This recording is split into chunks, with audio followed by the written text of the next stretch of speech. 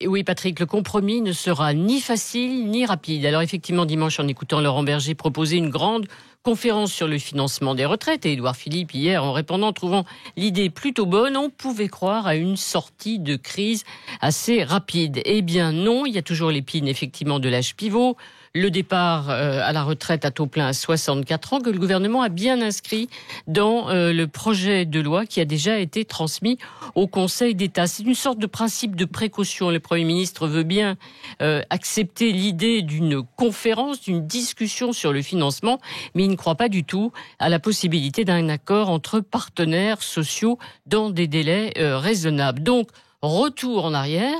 Retour au 11 décembre, il y a un mois, au début de la grève en tout cas, quand Édouard Philippe avait déjà présenté son projet et mis sur la table cet âge pivot, suscitant la grosse colère de Laurent Berger, vous vous en souvenez, qui parlait déjà de ligne rouge. Eh bien hier, nouvel ultimatum des syndicats réformistes qui donnent 3 jours au Premier ministre pour retirer cet âge pivot. Sinon, la rencontre de vendredi risque de tourner court, évidemment. Donc on revient aussi à la même question du choix politique du gouvernement. Veut-il embarquer les réformistes, c'est-à-dire la CFDT, derrière sa réforme, au risque de paraître cédé à Laurent Berger, ou bien préfère-t-il rassurer un électorat de droite très attaché à l'équilibre financier des retraites et priver les Républicains d'un argument contre l'irresponsabilité du gouvernement. Et puis un mot, compromis rapide, non. Muriel Pénicaud espère terminer ces négociations sur la pénibilité en 15 jours.